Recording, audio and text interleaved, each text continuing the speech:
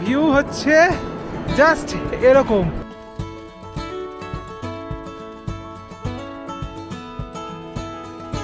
এখানে কিন্তু এক মুহূর্ত দাঁড়িয়ে থাকা যাচ্ছে না, প্রচণ্ড হাওয়া দিচ্ছে এখানে।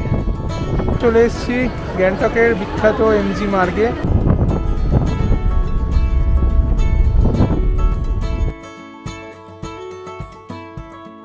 আমাদের প্রথম বেড়ানোর গল্পটা শুরু হয়েছিল 1 ফেব্রুয়ারি 2025-এ, যখন আমরা আমাদের কাছের রেল স্টেশন বাঘাযতীনের উদ্দেশ্যে রওনা দিয়েছিলাম। চটপট ইউটিএসের মাধ্যমে দুটো লোকাল ট্রেনের টিকিট কেটে নিয়ে উঠে পড়লাম শিয়ালদাগামী ডায়মন্ড হারবার লোকালে।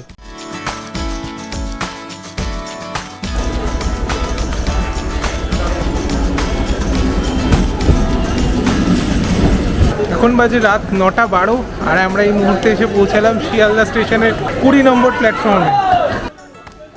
ট্রেন ছাড়ার প্রায় ঘন্টাখানেক আগেই পৌঁছে গেলাম শিয়ালদা স্টেশনের 12 নম্বর প্ল্যাটফর্মে।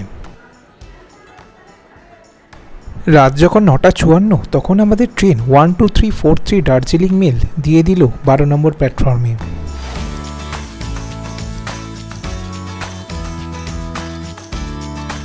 আমাদের টিকিট আজই কনফার্ম হয়েছিল আর আমাদের সিট পড়েছিল 3rd এসির লোয়ার বার্থে।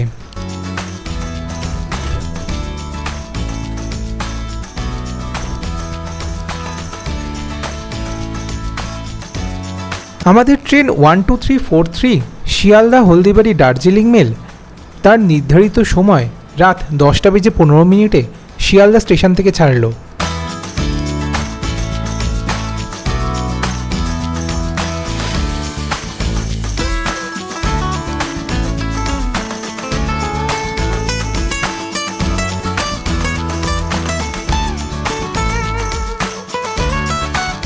শিয়ালদা থেকে নিউ জলপাইগুড়ি 573 কিলোমিটার পথ অতিক্রম করতে সময় লাগবে 9 ঘন্টা 30 মিনিট। আর আমাদের ট্রেন এখন দমদম স্টেশন পার করে গেল।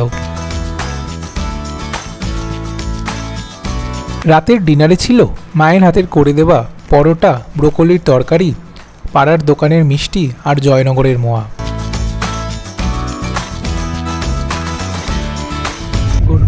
আমাদের ট্রেন কিষানগঞ্জ আর জলপাইগুড়ির মাঝামাঝি কোনো একটা জায়গায় আছে, আর বাইরে কুয়াশার দরুন ট্রেন কিন্তু কিছুটা দেরিতেও চলছে। ট্রেনের অ্যাপে তখন দেখাচ্ছে 8:05 পরিবর্তে 48 মিনিট দেরি করে 8:53 আমাদের নিউ জলপাইগুড়ি জংশন পৌঁছাবে। আর এই ঘন কুয়াশা যে গ্যাংটকে আমাদের কিভাবে অসুবিধায় ফেলেছিল সেই গল্প আমি আগের পর্বগুলোতে করব।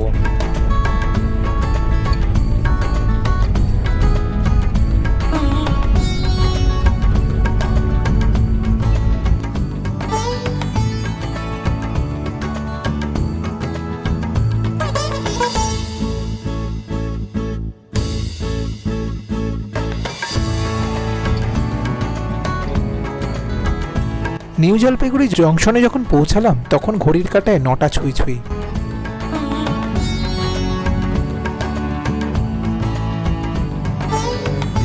স্টেশনের বাইরে বেরিয়ে একটি টোটো রিজার্ভ করে রওনা দিলাম এসএনটি বাস স্ট্যান্ডের উদ্দেশ্যে। ভাড়া পড়ল 150 টাকা।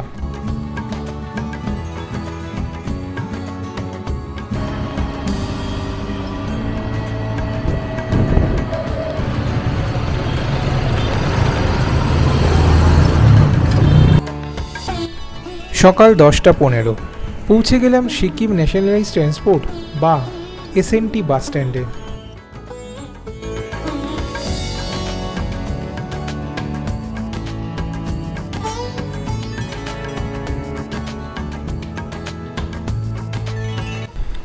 এখান থেকেই কিন্তু সিকিমের বিভিন্ন শহরের বাস পাওয়া যায়। আমরা কেটে নিয়েছিলাম সকাল 11টার গ্যাংটকের নন এসি বাস। ভাড়া পড়েছিল জনপ্রতি 275 টাকা করে। রেড বাস থেকেও সিকিম গভর্নমেন্টের এই বাসের টিকিট পাওয়া যায়।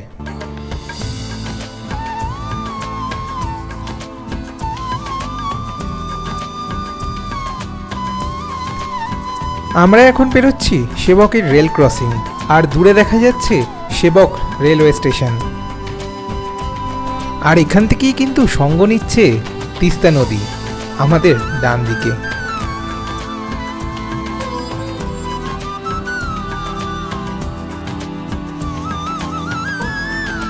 সেবকের কালী মন্দির আর করোনেশন ব্রিজকে পেছনে ফেলে রেখে আমাদের বাস কিন্তু ছুটে চলেছে আজকের গন্তব্য গ্যাংটকের দিকে।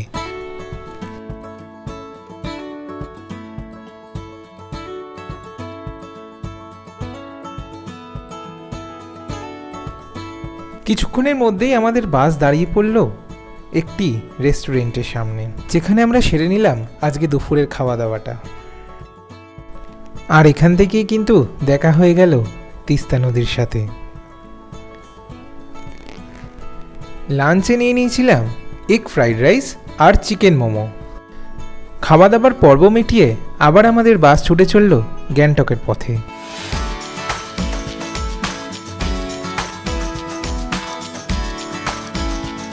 সামনেই পড়ল তিস্তা নদীর ওপরে তিস্তা ব্রিজ। এখান থেকেই কিন্তু তিস্তা নদী এবার আমাদের বাঁ দিকে চলে এলো। সামনেই চিত্রে থেকে কালিম্পং যাওয়ার রাস্তা ভাগ হয়ে যায়।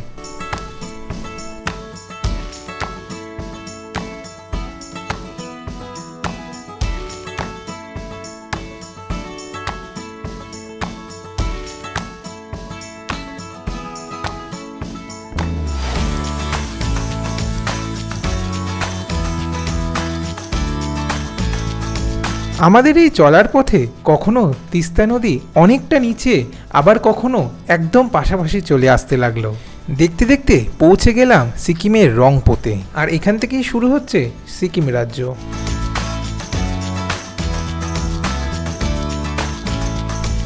বিকেল 4:30 বাস আমাদের নামিয়ে দিল সিকিমের রাজধানী গ্যাংটকের লালবাজার মার্কেট বাস স্ট্যান্ডে। সেখান থেকে 5 মিনিটের হাঁটা পথে আমাদের হোটেল দি সিকিম কন্টিনেন্টালে চেক ইন করে নিলাম। চলুন একবার দেখে নেওয়া যাক আমাদের হোটেলের ভেতরটা আর আমাদের রুমটা ঠিক কেমনভাবে ডেকোরেশন করা ছিল।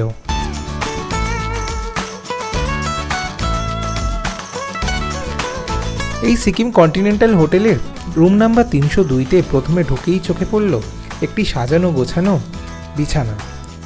এর সাথে ছিল টিভি, ওয়ার্ড্রপ, 2টি বসার জায়গা, একটা টি টেবিল, আর ছিল একটি বড় কাঁচের জানলা। গ্যাংটকে এখন টেম্পারেচার বলছে 11 ডিগ্রি সেন্টিগ্রেড, রাতে সেটাই কিন্তু নেমে যাবে 2 ডিগ্রিতে।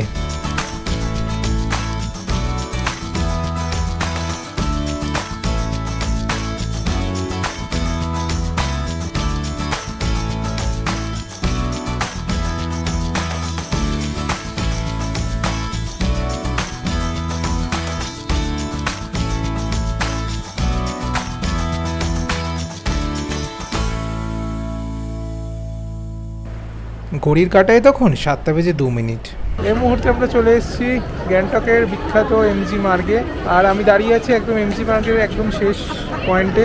আর এখানেই রয়েছে মহাত্মা গান্ধীর একটি স্ট্যাচু, যার নাম অনুযায়ী গ্যাংটকের এই রাস্তার নাম হয়েছে এমজি মার্গ।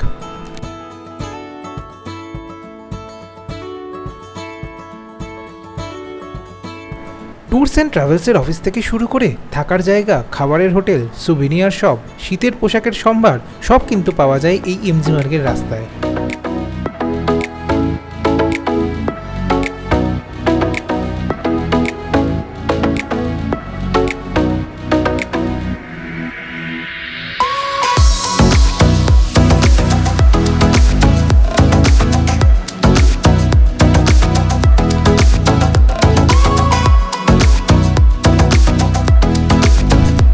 এমজি মার্গে ঘুরতে ঘুরতে ঢুকে পড়লাম একটি লোকাল ফাস্টফুড স্টলে। এখান থেকে ট্রাই করব চিকেন ফ্যালে আর ভেজ ফ্যালে।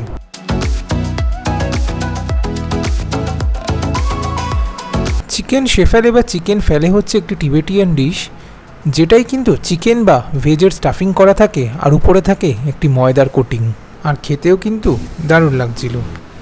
চিকেন ফ্যালের মধ্যে পুরো চিকেনের স্টাফিং করা, আর ভেজের মধ্যে আছে বাঁধাকপি, গাজর এইসব দিয়ে মানে স্টাফ করা। গ্যাংটকে লোকাল সাইট সিইং করার জন্য কিন্তু গাড়ি অন্তত আগের দিন বুক করে রাখতে হয়। সেই কারণেই আমরা কানেক্ট সিকিম বলে একটি ট্যুর অ্যান্ড ট্রাভেলসের অফিসে ঢুকে পড়লাম। আর এখান থেকেই বুক করে নিলাম পরের দিনের লোকাল সাইট সিইংয়ের জন্য রিজার্ভ গাড়ি। আর তারপরের দিনের জন্য শেয়ারিং गाड़ी। शेयरिंग में एक दिन घूमने का 7 संगुनातुला हाँ 850 रेट 850 सीजन का रेट आपका 1100 1200। अच्छा, और लोकल साइट सीइंग में लोकल साइट सीइंग में 2000 10 पॉइंट्स का 2000 Gangtok local site seeing. Local site দুদিনের প্ল্যান প্রোগ্রাম করে আবার উঠে বেরিয়ে পড়লাম একটু মেল রোডটা ঘুরে দেখতে।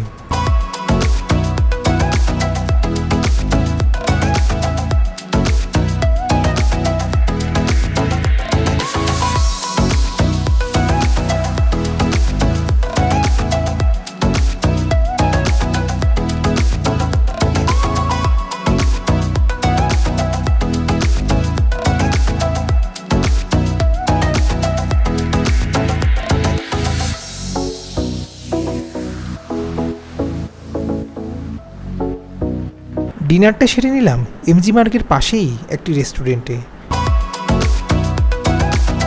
ডিনারে ছিল 3টে রুটি আর আলুর তরকারি, দাম পড়েছিল 50 টাকা।